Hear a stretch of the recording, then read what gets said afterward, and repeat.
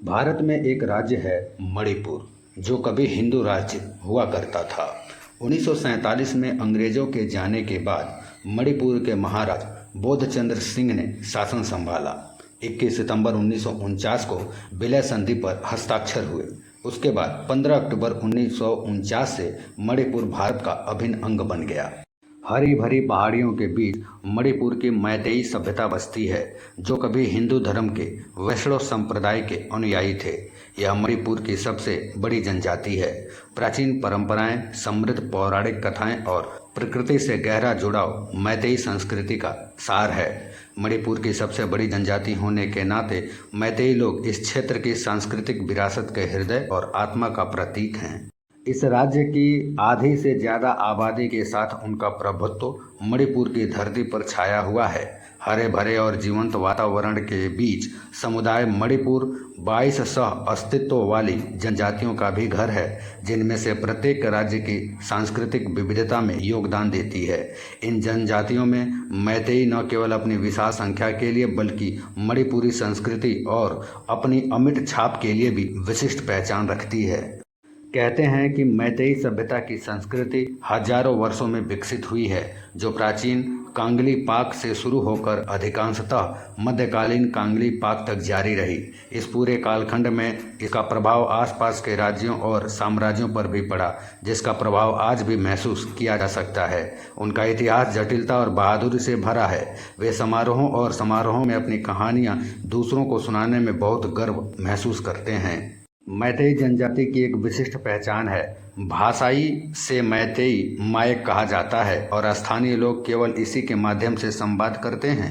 यह मणिपुर की आधिकारिक भाषा है। जहां मणिपुर की प्रत्येक जनजाति अपने जनजातीय समुदाय के भीतर बातचीत करने के लिए अक्सर अपनी बोली में बातचीत करती है, वहीं मणिपुरी एक दूसरे से बातचीत करने के लिए मैतेई मायक बोलते हैं।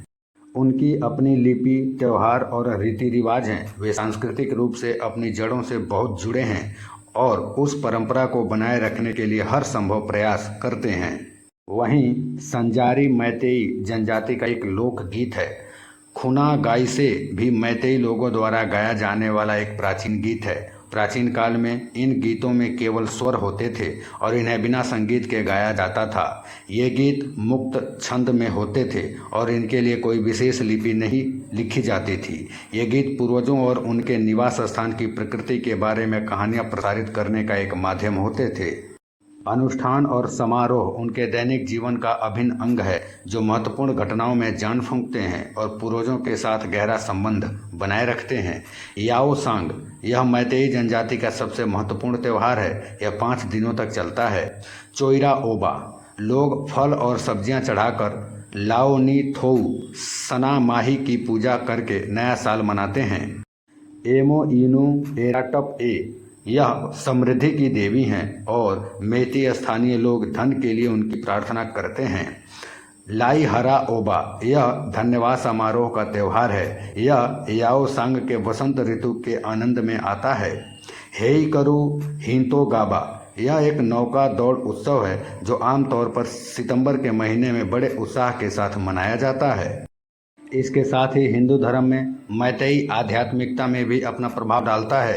भगवान श्री कृष्ण और भगवान शिव की पूजा यहाँ पर काफ़ी ज़्यादा प्रचलित है। यह सह अस्तित्व मैतेई लोगों के समावेशी और अनुकूलशील स्वभाव को दर्शाता है। लाई हरोबा नृत्य के प्रतीकात्मक मुखौटे, पारंपरिक मिट्टी के बर्तन, हथकरघा, बुनाई और मूर्तिकला सहित दृश्य कलाएं महती विरासत में गहराई से निहित कलात्मक कौशल को प्रदर्शित करती हैं। मणिपुर के मैतेई लोग सबसे ज़्यादा वैष्णववाद का पालन करते हैं। चावल यहाँ का मुख्य भोजन है। यह व्यंजनों के साथ पूरी तरह मेल खाता है। स्थानीय लोग मौसमी ताज़ी सब्जियों और स्थानीय जड़ी बूटियों का उपयोग करके अपना भोजन पकाते हैं। यह इस क्षेत्र की पाक विविधता को दर्शाता है। ऊटी, एरोम्बा, चंगेम पोम्बा, कांगसोई, नागा तोइबा थोम्बा मेइतेई लोगों के कुछ प्रसिद्ध व्यंजन हैं। मेइतेई लोगों की ऐतिहासिक यात्रा उनकी संस्कृति की जड़ों में समाहित अनुकूलन की विरासत को दर्शाती है। बाहरी दबावों के बावजूद उन्होंने अपनी सांस्कृतिक पहचान को दृढ़ता से संरक्षित रखा है। उन्होंने कला, संगीत और दैनिक जीवन में अपनी दृढ़ता की भावना का परिचय दिया है। मैतेई समुदाय की सभ्यता का विकास प्राचीन कांगलेई पाक से शुरू होकर मध्ययुगीन काल तक जारी रहा। मैतेई राजवंशों का लिखित इतिहास सन 33 ईस्वी में राजा पखमगबा से शुरू होता है, जो लगभग 120 वर्षों तक राजा रहे। यह क्षेत्र प्राचीन कंगला फोर्ट के लिए प्रसिद्ध था, जो मैतेई राजाओं का निवास स्थान था। सन 1724 ईस्वी तक इस राज्य को कांगलेई पाक के नाम से जानते थे, लेकिन बाद में राजा पाम हेइबा ने इसे बदलकर मणिपुर कर दिया। 1891 के खोंगजोम युद्ध के बाद मणिपुर ब्रिटिश शासन के अधीन आ गया था।